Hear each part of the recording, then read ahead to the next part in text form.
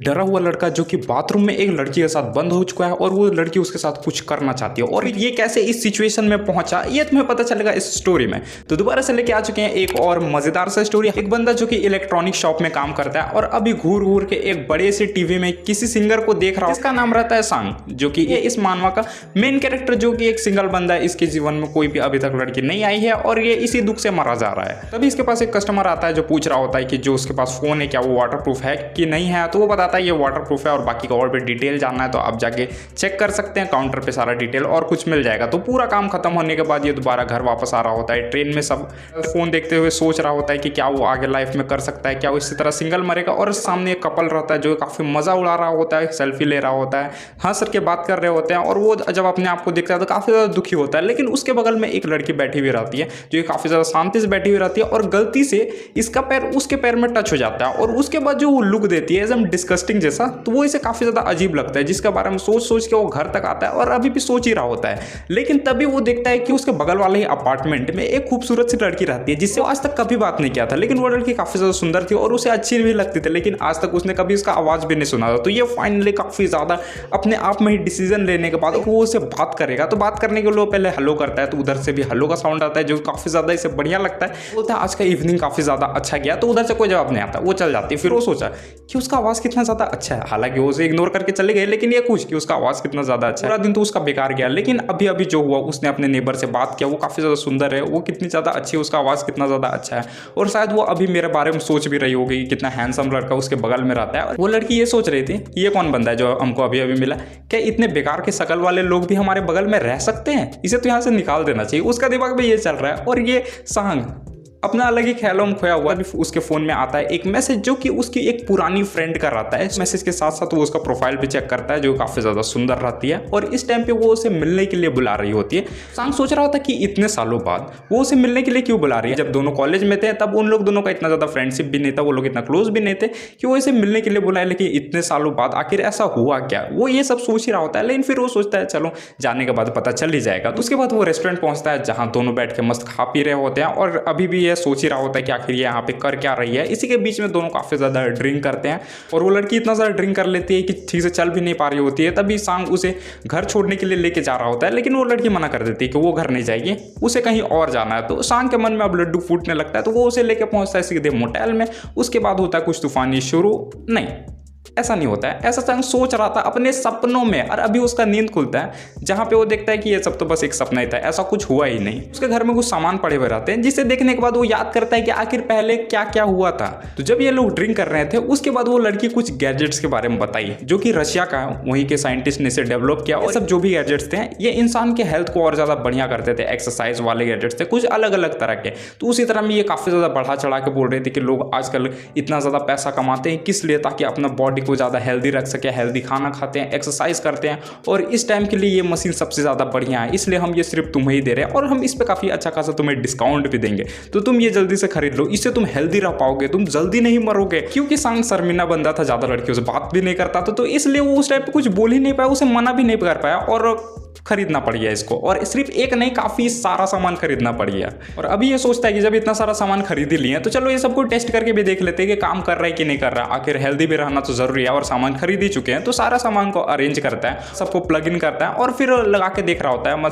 पेट का एक्सरसाइज करने वाला रहता है जहाँ पेट का मसल को थोड़ा रिलैक्स करेगा। अभी वो सोचता है कि क्यों ना और थोड़ा जल्दी हेल्दी हुआ जाए और थोड़ा एक्सरसाइज किया जाए, इसलिए वो पुशअप भी मारने चालू कर देता है। मशीन था उसका तार थोड़ा छोटा था, तो जब वो पुशअप मार रहा था धीरे धीरे तार खींचते जा रहा था और अचानक जब वो कस के पुशअप मारने लगता है तो तार खिंच जाता है इतना कस के कि उजली आने लगता है और जिसका झटका इसे भी लगता है काफी तेजी से कि उसका आवाज भी नहीं निकल रहा होता है। लेकिन अचानक तार टूटता है और ये कस के चिल्लाता है। अभी इसके बगल वाले अपार्टमेंट में जो लड़की रहा करती तो उसे शोर सुनाई देता है। तो ये सोचती है कि आखिर उस लड़के को हुआ क्या, वो इतना कस के क्यों चिल्ला रहा है। इतना झटका खाने के बाद सांग को भी आता है काफी ज्यादा गुस्सा। वो इस गैजेट को उठाता है और कोने में फेंक देता है और सोच रहा होता है कितना बेकार गैजेट है, इसका चक्कर में बस मरते मरते हम बचे। और तभी डोर बेल बजता है और ये जब डोर खोलता है तो इसके सामने वही लड़की रहती है जिसका बगल में रहा करती थी और वो बोल रही होती है कि इतना ज्यादा हल्ला मत करो, मुझे ऐसे ही सोने में काफी ज्यादा दिक्कत हो रहा है और तुम्हारा ये आवाज। तो उस टाइम पे वो माफी मांग रहा होता है, लेकिन उस लड़की का जब नजर पड़ता है सांग पे कुछ अच्छी तरह से, तब उसे पता चलता है ये क्या चीज है और काफी ज्यादा अजीब सा चेहरा बनाते हुए वो वहां से भाग जाती है। और सांग सोच रहा होता है ये क्या हुआ, ये आई बोली और चली गए। लेकिन सांग कुछ अलग ही ख्याल में खो जाता है कि वो फर्स्ट टाइम पे इस तरह का ड्रेस में उसे देखा है और वो काफी खुश। सांग अपनी कॉलेज वाली फ्रेंड को भी मैसेज किया था ये सब सामान के बारे में कंप्लेन करने के लिए, लेकिन वो इसे ब्लॉक कर दी, मैसेज का जवाब ही नहीं दे रही है। यानी सांग फंस गया इस गैजेट के साथ। इतना ज्यादा पैसा लगा कि वो खरीदा और पहला ही दिन वो बेकार हो गया और इसका कारण उसे झटका भी लगा। सब खत्म होने के बाद सांग आराम से सोया ही रहता है, तभी अचानक अंधेरी रातों में अचानक से उसमें एक चमक दिखता है जो कि उसके चारों तरफ फैल रहा था और ऐसा लग रहा था कि उसे एक सुपर पावर मिला है। लेकिन उसके अगले दिन उसे जाना रहता है दोबारा काम पे, तो वो काम पे निकल जाता है ट्रेन में बैठ के और मस्त जा रहा होता है और साथ में अपनी कॉलेज फ्रेंड को मैसेज भी कर रहा होता है उस बेकार प्रोडक्ट के बारे में कि वो कितना बेकार था। वो मरते मरते बचा और भी काफी कुछ बोले जा रहा था, लेकिन उधर से कोई जवाब भी नहीं आ रहा था। इसका बगल में दोबारा से वही लड़की आके बैठ जाती है जो पहले से डिस्कस्टिंग बोली थी। तो अब ये सोच रहा था ये दोबारा से आके बैठ गया कि दोबारा कुछ बोल ना दे, तभी अचानक ट्रेन का लेता है और वो लड़की इससे आके चिपक जाती है। और क्योंकि ये बिल्कुल कोना में बैठा हुआ था तो ये और नहीं घिसक पाता है, बिल्कुल दोनों चिपके हुए रहते हैं और ये सोच रहा होता है कि कहीं ये दोबारा से कुछ बोल ना दे, लेकिन वो कुछ भी नहीं बोल रही थी। वो जैसा चिपकी हुई उसी तरह चिपकी हुई है और उसे अचानक से एक झटका सा फील होता है उस लड़की को। ये सोच रहा होता है कि ये पैर क्यों नहीं हटा रही है, क्योंकि वो पैर नहीं हटा रही थी तो ये खुद ही पैर हटा देता है। सोचता है कहीं ये कुछ बोल ना दे। देर बाद वो उतर जाती है और कुछ दूर पहुंचने के बाद जब सांग का भी स्टेशन आता है, वहां से उतरने के बाद वो शॉप में पहुंचने के बाद वो अपने ख्यालों में खोया हुआ था कि आज कितना ज़्यादा मजा आ गया ट्रेन में, क्या फील मिला, क्या टच मिला उसे, एक ख्याल में खोया हुआ था। तभी उसका फ्रेंड आता है वहां पे, अचानक उसे पीठ में मारने का कोशिश करता है और वो पूछता है कि तुम इतने ख्यालों में क्यों खोए हुए हो, तो वो बोलता है कि आज का दिन काफी ज्यादा अच्छा गया। सो तभी अचानक से एक मोटा तगड़ा आदमी आता है और चिल्लाने स्टार्ट करता है यहाँ का इंचार्ज कौन है, वो सामने है और सांग सामने आता है क्योंकि वही इंचार्ज है। तो वो सीधे सुनाने ही स्टार्ट कर देता है जो लैपटॉप तुमने दिया था, तुमने बोल के दिया था कि ये लैपटॉप काफी ज्यादा बढ़िया है, इसमें कोई भी गेम काम नहीं करेगा, लेकिन इसमें तो गेम काम करता है और वो दिन भर गेम खेलते रहता है। सांग पूछता है कौन, तो वो बताता है कि उसका बेटा, जबकि उसने वो लैपटॉप उसे स्टडी करने के लिए दिया था। तो सांग बोलता है आप अपने बच्चे से क्यों नहीं बात करते, उसे बोल देना गेम खेलना बंद कर दिया और स्टडी पे ध्यान दे। तो वो आदमी बोलता है गेम एडिक्ट है और अगर उसमें गेम चलेगा तो वो खेलेगा ही। तो सांग बोलता है कि अगर कोई लैपटॉप है तो इसमें ऐसा हो ही नहीं सकता कि उसमें गेम रन ना करे, लेकिन वो आदमी लगातार उस पर चिल्लाया जा रहा होता है। तभी उसका जो दोस्त रहता है उसे पीछे से आके बोलता है इस आदमी पे ज्यादा ध्यान मत दो, ये अपना फ्रस्ट्रेशन यहीं पे आके उतारता है। पिछले बार भी जब इसने एक टीवी लेके गया था तब भी ये दोबारा के सुना रहा था कि उस टीवी का वजह से इसका आंख दर्द देने लगा, क्योंकि उस टीवी का क्वालिटी इतना ज्यादा बढ़िया था जिससे इसका आंख पे असर हुआ। और ये सब बात ये आदमी भी सुन लिया और उस बंदे को आगे करता है, कॉलर से पकड़ता है और बोलता है तुम क्या बोल रहे हो, मतलब कोई कस्टमर यहाँ पे अपना कंप्लेन लेके आया, तुम उसके बारे में चुगली करोगे, उसका बुराई करोगे, और इस तरह सुनाया जा रहा होता है और उसे बस पीटने ही वाला होता है। तभी सांग उसका हाथ पकड़ लेता है और उस आदमी को पता नहीं कैसा अलग सा एकदम ऑर्गेज्म फील हो जाता है, बॉडी में सेंसेशन होने लगता है और वो उसे छोड़ देता है और माफी मांगने लगता है। बोलता है नहीं नहीं मेरा ही गलती है, हम अपना बच्चा को समझा देंगे, और पूरा पोलाइट होकर बात करने लगता है। और उसके बाद जाते जाते वो सांग से दोबारा हाथ मिला के जाता है और फिर से उसे अचानक झटका लगता है जैसे कि क्या हो गया, मजा ही आ गया उसके साथ हाथ मिला के। फ्रेंड पूछता है कि आखिर हुआ क्या, तुमने उस आदमी को ऐसा क्या बोला जो उसका मन ही अचानक बदल गया। तो सांग बोलता है उसने कुछ भी नहीं किया, उसने बस उसका हाथ पकड़ा था और फिर वो अचानक से शांत हो गया। और फिर सांग अपने हाथ को देखने लगता है कि आखिर हुआ क्या, उसने तो कुछ भी नहीं किया, बस हाथ छूने से ये सब कैसे क्या हो गया। यहाँ पे सांग को भी समझ में नहीं आ रहा था उसके साथ क्या हुआ, लेकिन उसे मिल चुका है एक सुपर पावर उस खराब सा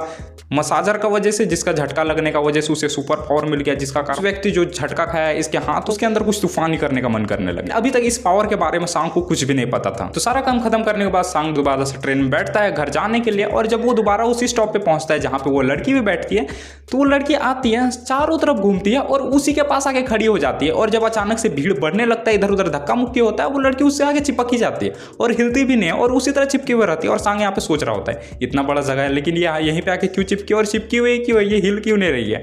तभी सांग को भी कुछ अलग फील होता है और सांग के टच होने की वजह से उस लड़की को भी कुछ अलग फील हो रहा था, सांग के सुपर पावर की वजह से कुछ तूफानी करने का मन कर रहा था। लेकिन तभी अचानक उसका स्टॉप आता है जहां पे बार बार अनाउंस हो रहा था स्टॉप आ चुका है, स्टॉप आ चुका है, जिसका वजह से उसे ध्यान आता है कि स्टॉप आ चुका है और वो वहां से चली जाती है। तो अब सांग सोच रहा था कि आखिर उसके साथ हुआ क्या, ऐसे चली क्यों गई, ये सब भी उसे समझ नहीं आ रहा था। सांग घर पहुंचा जहां ये सब वो सोच ही रहा होता है, तभी उसकी नेबर दोबारा से आ जाती है जिसे ये हाय हेलो करता है, लेकिन वो सुनती नहीं है, वो अपने सीधे रूम में घुस जाती है इसे इग्नोर करके। तो ये सोचता है ये इग्नोर क्यों कर दी, लेकिन वो अपने ट्रेन वाले ख्यालों में खोया हो रहता है कि आज का दिन काफी ज्यादा बढ़िया गया। फिर वो दोबारा सोता है मस्त चिल मार के और अगले दिन उठता है दोबारा काम पे जाने के लिए तैयार होके। उसके बाद वो ट्रेन में बैठता है, वो स्टेशन आता है जहाँ पे वो लड़की बैठती है, इस टाइम पे वो नहीं आती है। तो वो सोच रहा होता है कि आखिर क्या हुआ, वो आज आई नहीं क्या, उसे काम पे नहीं जाना है। गेट बंद होता है, ट्रेन दोबारा चलती चलता है, उसका शॉप आता है, वो शॉप में जाता है। वहाँ इस टाइम पे भी वो पहले के बात को ही सोच रहा था। वो लड़की उसके साथ टकरा गई और सोच सोच के अपना पीठ को सहलाया जा रहा था, क्या मस्त सॉफ्ट सा फीलिंग आया। और ये सब उसका दोस्त भी देख रहा था और सोच रहा था क्या इसे पीठ में खुजली हो रहा है, चलो हम ही खुजला देते हैं। और जैसे उसे खुजलाने के लिए जा रहा होता है तभी उसे भी वो झटका लगता है, जो कि उसके अंदर भी काफी तूफानी और रिलैक्स सा फील ले आता है। वो भी सोचने लगता है आखिर हुआ क्या, अभी कुछ तो हुआ था, अचानक से ये फीलिंग कैसा। ये सब के बारे में वो सांग को भी पूछता है, लेकिन सांग बोलता है ऐसा कुछ भी नहीं है, उसे इस सब चीज के बारे में कुछ भी नहीं पता। काम खत्म करने के बाद सांग दोबारा से आता है, ट्रेन में बैठता है और घर जाने के लिए निकल जाता है। दोबारा से वही लड़की आके इसका बगल में बैठ जाती है, जो पहले इसे बार बार चिपकने की कोशिश कर रही थी, और आके बस इसका बगल में बैठी हुई थी और इसे आगे चिपक जाती है। और दोबारा से वही से झटका महसूस हो रहा था और सांग यहाँ समझ नहीं पा रहा था या फिर हो क्या रहा है, ये चिपके क्यों बैठी हुई। इसका स्टॉप आता है जहाँ पे लड़की उतरती है, लेकिन इस टाइम पे बार बार अनाउंस किया जा रहा था उतरने के लिए, लेकिन ये नहीं उतर रही थी। तभी सांग सोचता है आखिर हुआ क्या, यहाँ तो इसका स्टॉप था लेकिन वो उतरी नहीं। लेकिन अचानक से वो लड़की कुछ चीज देती है, सांग को समझ नहीं आता कि यहाँ पे हो क्या रहा है। उसके बाद वो लड़की उसे खींच के नीचे उतार दी स्टेशन पे और बोलती है चलो कुछ तूफानी करते हैं। उसके बाद वो लोग वॉशरूम पहुंचते हैं और सांग को अब समझ में नहीं आ रहा था कि आखिर हुआ क्या। ये लड़की बस कुछ ही दिनों पहले हमको मिली बुराई की, उसके बाद ये सब आखिर हो क्या रहा है। और इस टाइम पे कुछ तूफानी फीलिंग का एहसास करता है, क्योंकि ये पब्लिक वॉशरूम था तो यहाँ पे और भी दो लोग आए हुए थे जिन्हें कुछ अजीब अजीब साउंड सुनाई दे रहा था। तो वो सोच रहे थे आखिर साउंड कहाँ से आ रहा है। उसके बाद जाके वहाँ पे देखते हैं कि साउंड यहाँ से आ रहा है। तो उसमें से एक तेज लड़की क्या करती है, देखना चाहती थी कि आखिर वहाँ पे ऐसा क्या हो रहा है जिसका वजह से इतना ज्यादा साउंड आ रहा है। तो दूसरे वॉशरूम जाती है और वहाँ से झांकने की कोशिश कर रही होती है। तो जैसे ही झांकने की कोशिश कर रही होती है तब उसके सीधे चेहरे पे ही पड़ता है और उसके बाद वो चिल्लाना स्टार्ट, इतना जोर से कि ये लोग भी वहां से निकल के भाग जाते हैं। इतना सब कुछ हो चुका था। तो सांग अब ये सब चीज को बस अपने तक ही नहीं रख पा रहा था, इसलिए जो उसका सबसे करीबी दोस्त था वो उसे बुला के ये सब चीज समझाता है कि आखिर क्या क्या हुआ उसके साथ, जो कि उसके दोस्त को बिल्कुल बिलीव ही नहीं हो रहा था। तो उसके बाद वो स्टोरी शेयर करता है जो उसके साथ अभी कुछ देर पहले ही हुआ। तो उसे वो लड़की ही बताई जो उसे ट्रेन में मिली थी और जिसका वो नाम तक नहीं जानता। तो वो सब कुछ खत्म हुआ था तो वो लोग एक रेस्टोरेंट पे रुके हुए थे जहां वो अपना नाम बताइए, एक दूसरे से इंट्रोड्यूस किए। और उसके बाद वो बताए कि जब भी वो सांग को टच करती है उसका अंदर अजीब सा एक सेंसेशन होने लगता है, जो काफी ज्यादा अजीब लेकिन बढ़िया रहता है। वो उसका नंबर भी ले लेते ताकि बाद में वो लोग कांटेक्ट में रह सके। जो इसका दोस्त को बिल्कुल भरोसा ही नहीं हो रहा था कि ये सब इसके साथ हो सकता है, इसके साथ इसका शक्ल देखा है। वो बोलता है चलो इसका प्रोफाइल चेक करते हैं। उसका प्रोफाइल चेक करता है तो वो लड़की सच में काफी ज्यादा बढ़िया रहती है। तो अब ये सोचता है कि अगर ये सब कुछ सच है तो क्या इसके पास सचमुच में पावर है। तो उसके बाद वो पावर को खुद में टेस्ट करने के लिए बोलता है। तो उसका सांग उसे टच करता है और सच में उसे एक अजीब सा एहसास फील होता है, जिससे इसको ये मजा आ जाता है और इस दूर हटता है और बोलता है तुम्हारे अंदर सचमुच में पावर है, आखिर तुम्हें अंदर ये सब पावर आया कैसे। तो वो बोलता है कि उसे करेक्ट आइडिया नहीं है कि उसके अंदर ये पावर आया कैसे, लेकिन वो इन सब चीजों के बारे में पता लगा लेगा। तो उसका दोस्त बोलता है क्या तुमने बस इस पावर को एक ही लड़की पे ट्राई किया और किसी पे ट्राई नहीं किया। तो ये सब सुनते ही उसका दिमाग में एक ही लड़की का ख्याल आता है, उसका जो नेबर है वो उसके ऊपर ट्राई कर सकता है। फिर वो डिसाइड करता है कि वो इस पावर को अलग अलग लोगों पर भी ट्राई करने का कोशिश करेगा। कुछ खत्म होने के बाद सांगे एक दिन अपने रूम में आ रहा होता है, तभी वो देखता है कि उसकी जो नेबर है वो भी अपना रूम में जा रही है। तभी वो झटके से दौड़ के जाता है और सोचता है चलो पावर को टेस्ट करने का टाइम आ चुका है कि ये सचमुच में काम करता है दूसरे के ऊपर या फिर नहीं। तो क्या करता है उसका हाथ पकड़ लेता है और पावर इस टाइम पे काम कर रहा था तो वो सोच रहा था चलो कुछ नेक्स्ट लेवल किया जाए, लेकिन तभी उसका नींद खुल जाता है और वो सपना देख रहा होता है। और इस टाइम पे आता है वो अपने पैंट को वॉश करता है और सोचता है नहीं ऐसा तो बिल्कुल नहीं कर सकते, अगर पावर काम नहीं किया तो हम फंस जाएंगे, मेरा नाम पे केस हो जाएगा, उसके बाद हम जेल में सड़ते रहेंगे। तो इस तरह बिल्कुल नहीं कर सकते और हम तो उसको जानते भी नहीं, पहले बातचीत थोड़ा बढ़ाना पड़ेगा उसके बाद कुछ कर सकते हैं। सांग ये भी ढूंढ रहा था कि आखिर इस प्रोडक्ट को बनाया किसने, क्योंकि जिसने इसे बेचा था इसकी दोस्त वो तो कॉल ही नहीं उठा रही है। वो जाता है देखता है वो प्रोडक्ट जहाँ पे रखा हुआ था वहाँ पे कुछ ऐसा है जिससे वो पता लगा सके। तो वो देखता है कि प्रोडक्ट का बॉक्स रह गया उसके पास, जिससे वो उसका एड्रेस निकाल लिया था।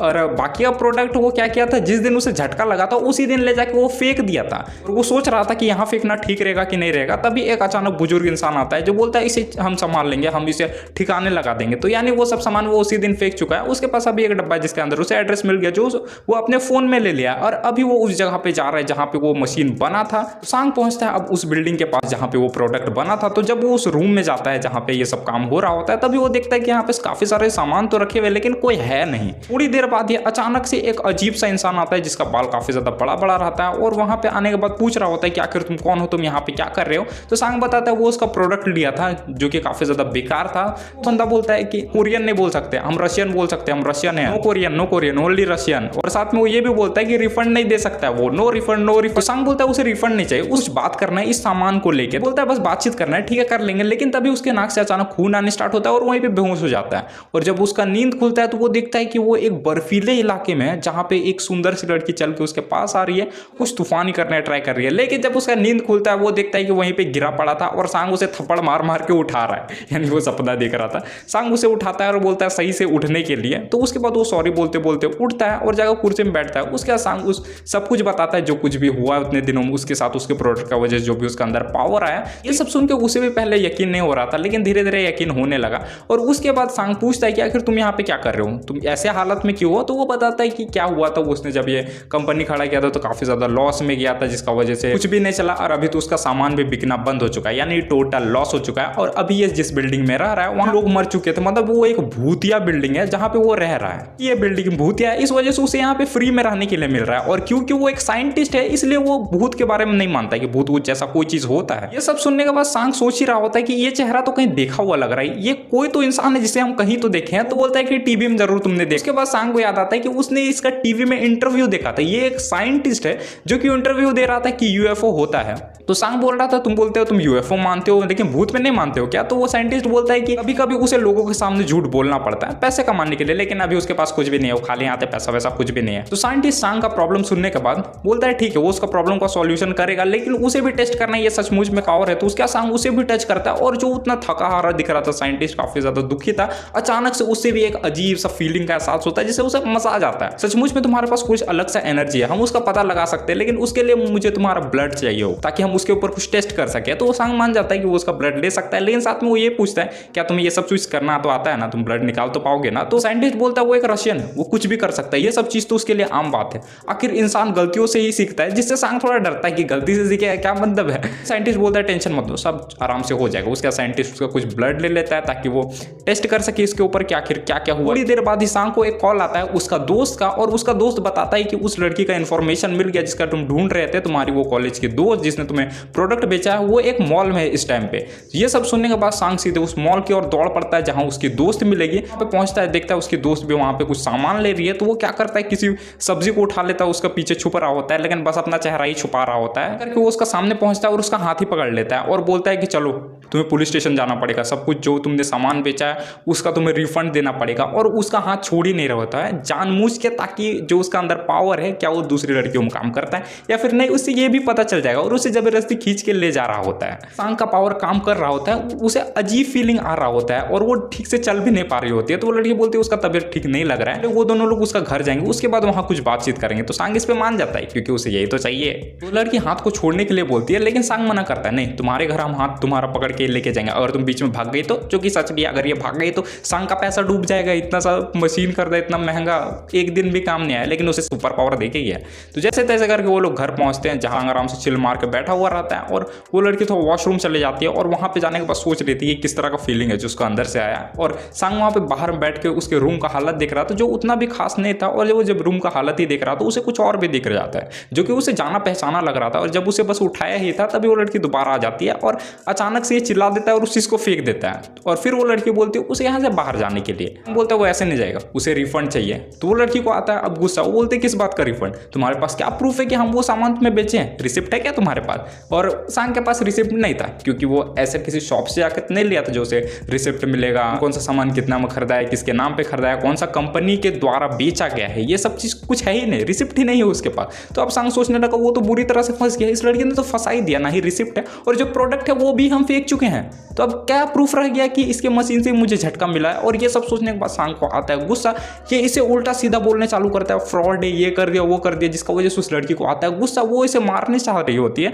तभी सांग इसका हाथ पकड़ लेता है, फिर दूसरे हाथ से मारती है, दूसरा हाथ पकड़ लेता है और उस लड़की को अजीब सा फीलिंग आई जा रहा था। फिर भी वो अपने अंदर कंट्रोल की थी, सांग से हाथ छुड़ाती है और उसे पंच मारती है, जिसका वजह से सांग का नाक से खून आने स्टार्ट होता है। जिस खून से उस लड़की का हाथ टच होती है उसे अजीब सा फीलिंग का एहसास होता है, ऐसे जैसे कि वो हेवन में है, मतलब बॉडी पूरा लाइट फील हो रहा है, एकदम सारा टेंशन गायब हो चुका है।